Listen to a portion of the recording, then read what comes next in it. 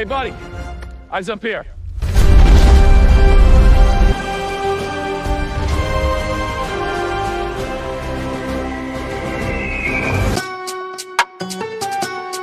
Lex Luthor is in a Warsuit, and it has an ARGUS logo on it, instead of a LexCorp one.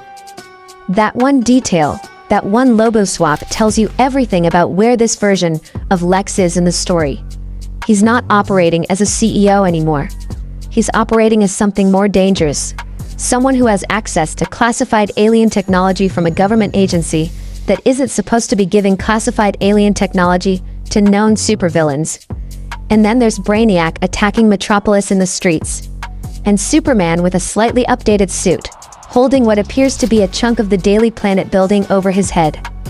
And Easter eggs pointing at Green Arrow, Wonder Girl, and the Flash, scattered across set photos, like the DCU was trying to casually establish an entire universe in the background of a Superman movie. James Gunn is not playing around. Let's break all of it down. Superman, Man of Tomorrow, is building momentum in a way that feels genuinely different from what the DCEU was doing in its final years. Not because the leaks are bigger or the budget is higher, but because everything surfacing from the set suggests a film that actually understands what a Superman story should feel like at its core. We've got the Warsuit, we've got Brainiac, we've got the Bottle City of Kandor potentially in play. We've got a Salvation Planet subplot that connects to the wider DCU in ways that create real consequences. And we've got a Lex Luthor who has apparently spent his prison time reverse engineering every weakness Superman showed in their first encounter and designing a suit specifically to exploit them. There's a lot to get through.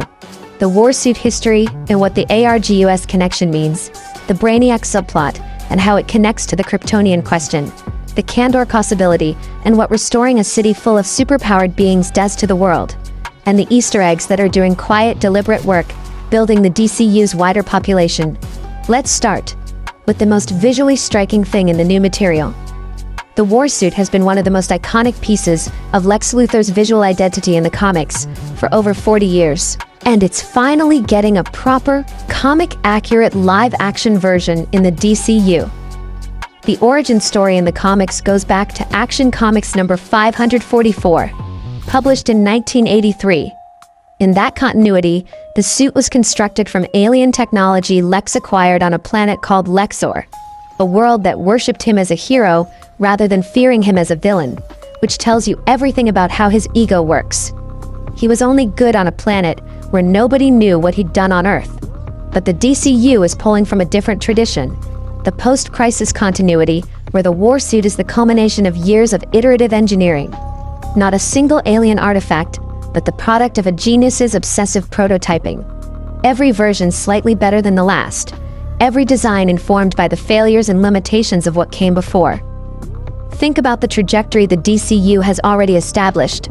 The bizarre suit worn by Ultraman in a previous film. The standard LexCorp battle armors. Those weren't the end game, they were the research. Lex iterates the way Tony Stark iterates. Each suit is a hypothesis. Each fight is data. And now, after everything he's seen Superman do, he's built something that incorporates all of it. This Warsuit is probably his Mark I, the first version designed specifically for what he knows now, rather than what he anticipated before, which means it's going to get worse from here. But the most significant detail in the new footage isn't the suit itself. It's the logo. There is no LexCorp insignia on the Warsuit. There is an ARGUS logo. ARGUS, the Advanced Research Group Uniting Superhumans, is the DCU's classified government agency dealing with metahuman threats, alien technology, and the kind of problems that regular law enforcement is completely unequipped to handle. They are not supposed to be arming convicted criminals with advanced battle armor. So either Lex is operating within ARGUS in some official capacity that the public doesn't know about, which fits his pattern of manipulating institutions from the inside, or he has accessed their resources without authorization, which fits his pattern of taking what he wants regardless of what anyone else thinks about it. Either way, ARGUS has a collection of classified alien technology. This has been established in the DCU's world building, and Lex gaining access to that collection, even partially, even through backdoor arrangements and favors called in during his prison tenure, means the Warsuit isn't just human engineering. It's human engineering, augmented by technology that came from somewhere else entirely. The DCU has already confirmed that Lex had access to advanced dimensional technology, even if Mr. Terrific assessed it as somewhat rough around the edges. That was before prison, before he had time to study Superman's biology, analyze his combat patterns, and identify the specific physical parameters that would need to be matched or exceeded to actually hurt him. He's been doing the math for years. ARGUS gave him better materials to work with, and somewhere in that combination, years of strategic preparation, plus classified alien tech, plus a pathological hatred, is a warsuit designed not to impress anyone, designed to win. The set photos from Metropolis are giving us Superman in his updated suit, slightly more form-fitting than the previous version, larger crest, tweaked collar. The evolution is subtle but deliberate. This is the same character, developed, not a reboot, a continuation. And he's doing exactly what Superman is supposed to be doing, holding something massive over his head while civilians get clear. In at least one shot, it looks like it could be a section of the Daily Planet building, which lands with particular weight given the iconography of that specific structure in every Superman story ever told. The globe, the building, the newspaper that covers the most impossible stories in the world. The scale of the Brainiac attack is significant because of what Brainiac represents in the wider DCU context, and specifically in relation to the Salvation Planet subplot that's been developing. Here's the setup, as best as it can be pieced together from what's been surfacing. The DCU government, operating through ARGUS, and with Lex's involvement, has been exiling metahumans to a distant world called Salvation Planet. The logic, presumably, is containment. Getting powered individuals off Earth and into a space where they can't cause problems for the people in charge. It's the mutant registration argument translated into a different genre register, and the show-don't-tell version of the fear that drives Lex's entire worldview. Lex's ultimate goal is putting Superman on that planet, removing him from Earth permanently, not killing him, which Lex knows is practically impossible, but achieving the next best thing: exile, erasure from the world he protects.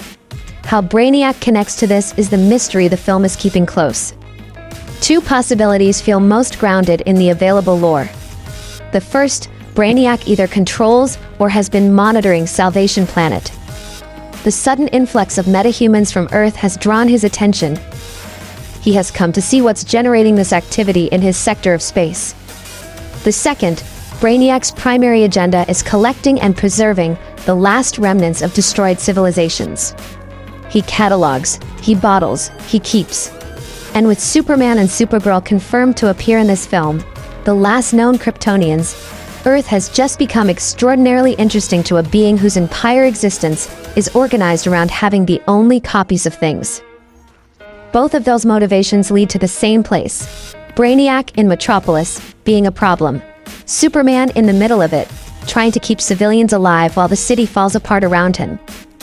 Here's where the story gets genuinely fascinating in terms of wider DCU implications. Kandor is one of the most emotionally loaded locations in Superman mythology.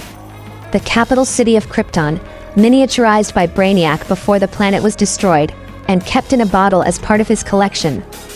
The last surviving Kryptonian city, the last piece of the civilization Superman comes from that still exists, not as memory or artifact, but as a living, populated place, just very, very small.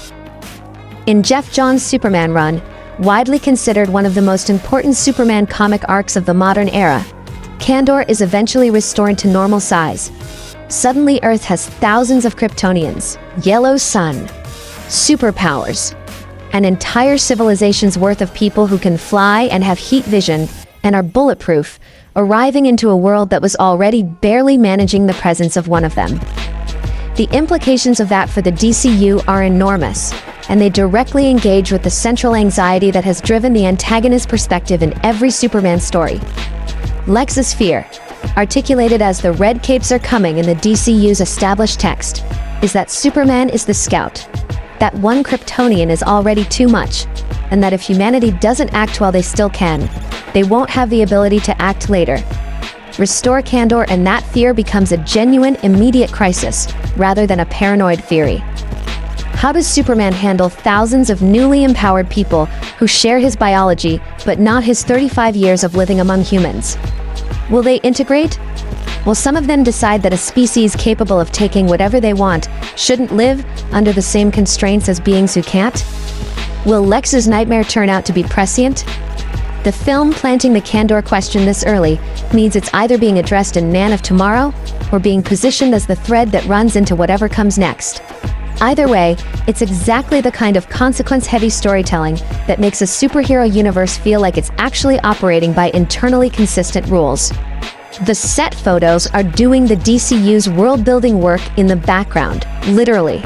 And the specific details that have been spotted are worth going through, because they're not random. New Troy Island on a map. New Troy is historically a district of Metropolis in the comics.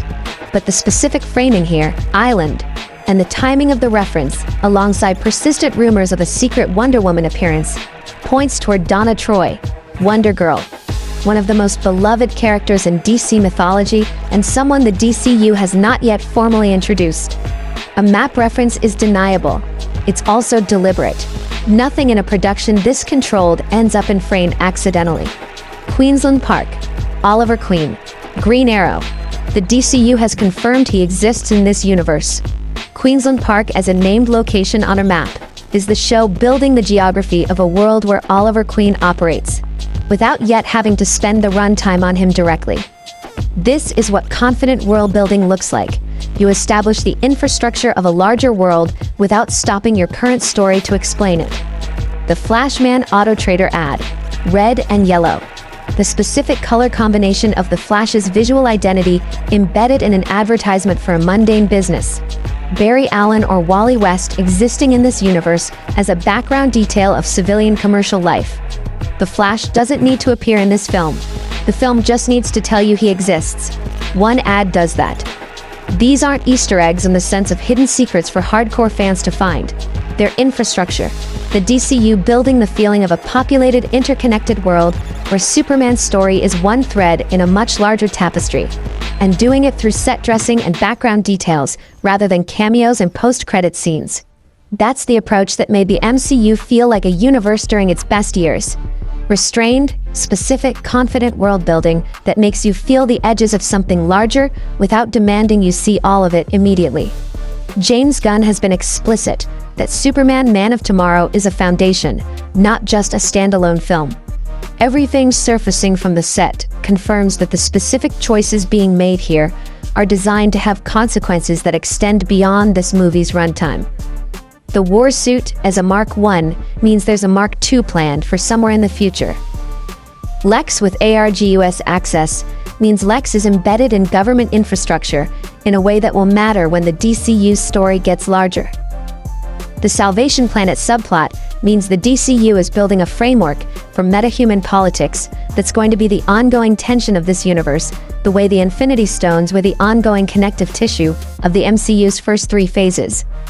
And Brainiac, depending on how his arrival resolves, could become the DCU's first truly cosmic-scale villain.